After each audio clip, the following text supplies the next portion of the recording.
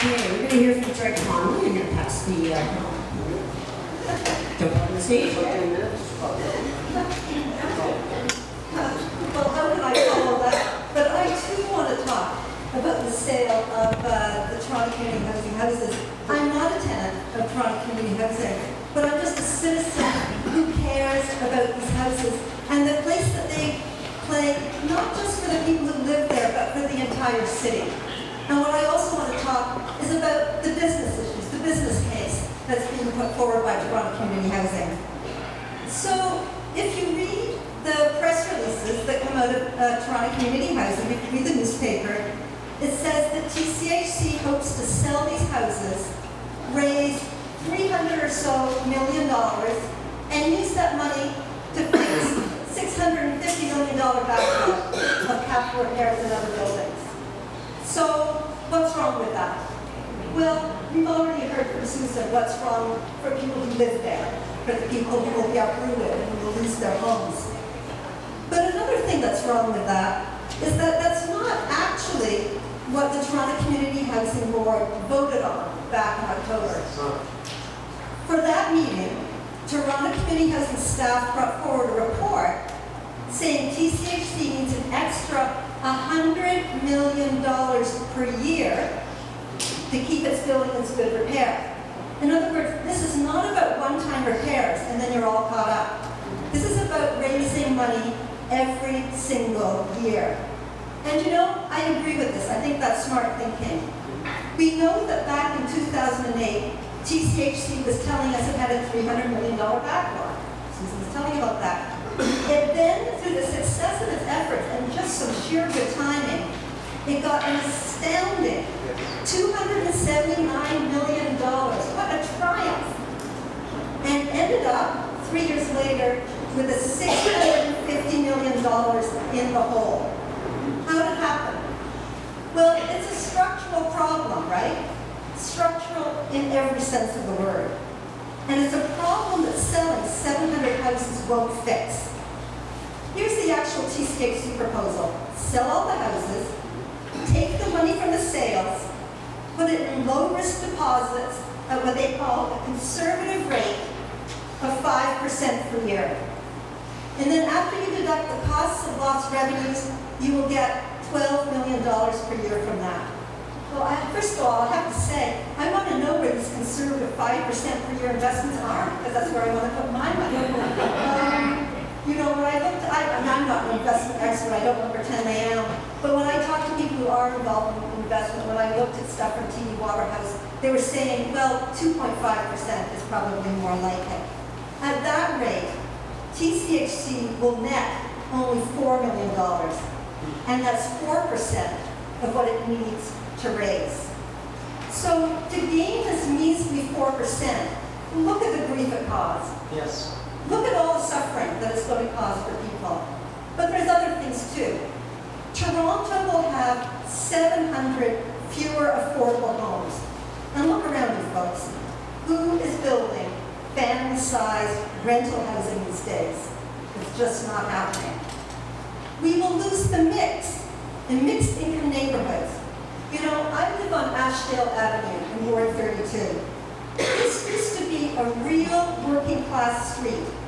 Well, you know, a couple of months ago, a puny two-bedroom semi on my street. Now, it's kind of tarted up, but you know, it sold for $760,000. At Queen and Coxwell, you know, this is not a fancy place. In other words, I couldn't afford to move onto my street today, and neither could my kids. There are 3 TCHC houses on my street, and they are all on the for sale list.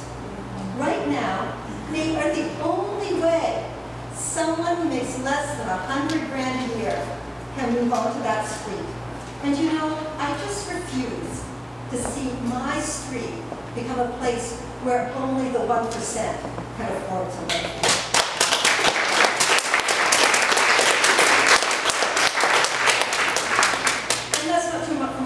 We're talking about the entire downtown when we're talking about this issue.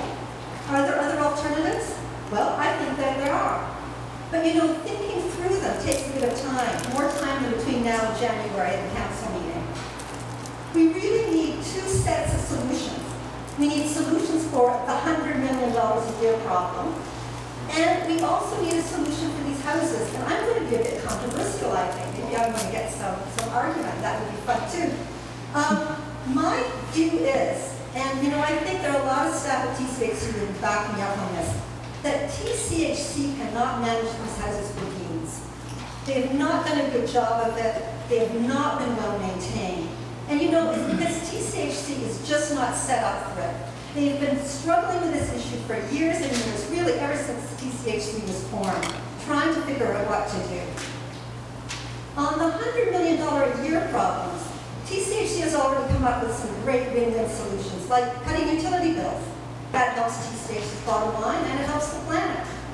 Recently, City Council put an end to a tax glitch that was costing $10 million a year. Perfect. Recently, a colleague drew my attention to a red gear to income glitch, where the city is basically subsidizing the province's social assistance programs to the tune of $77 million a year. Well, that would be a handy fix, and nobody would suffer. Do I think that that would come easy, getting the province to let go of this money? No, I don't. But then, who thought TCHC could bring $200 million from the Harper government to fix up its buildings? Yes. The stars aligned, and it happened. And as for TCHC's houses, I think that the solution is going to be case by case. This is a very diverse stock, and one size won't fit all. But here's a few ideas that I wanted to throw out. Let's start with an idea that, for lack of a better word, I'm calling non-profitization. You know, my old co-op, Instead Co-op, manages houses just like TCHC's, and they do it way cheaper. TCHC says its houses cost over $6.4 million per year, more than they take in. You know, Instead Co-op's houses are not only breaking even, they're well maintained, and they've got a fully funded reserve. Instead Co-op, and no co-op that is this in the city, is going to take over 700 units. It's way too big for them. The same TCHC leased the properties for $1 to a new nonprofit who could actually make a go of it. TCHC would save that $6.4 million more than it expects to earn from selling the houses, and it would still hold on to its assets. Will it work? It's really a number crunching exercise. It's looking at those houses one by one. It's looking at the numbers. It's looking at the physical condition and finding out. But I think that's an exercise worth doing. Second, affordable home ownership. I have an idea called homesteading, and I'm promoting it to anyone who will listen.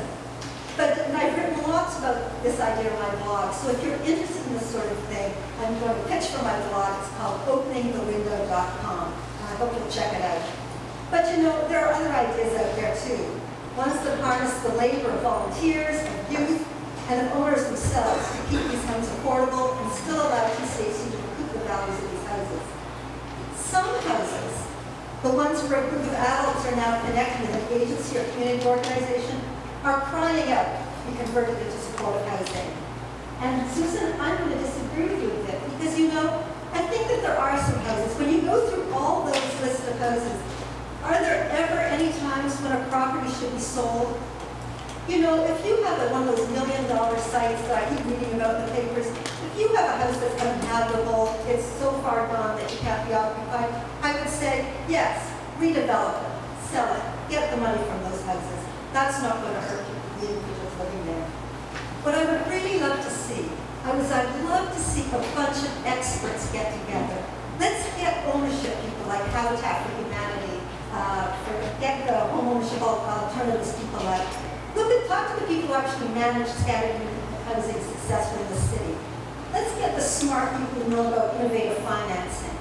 Let's talk to people who know what's going on in the U.S. where they're buying up houses. And let's get together and generate some ideas and some solutions for these properties. Whoops. But you know, once you start selling off the houses, it's too late. So my message is in this way, it's just the same as Susan, is to talk to your counselor, write to your counselor. Think especially of the mighty middle those middle round councillors and tell them no sales without a plan for these houses and a real solution to TCHC's deteriorating buildings. Tenants would be the winners, TCHC would be the winners, and so would the City of Toronto. And I think that's what we all want, isn't it? That's it for me.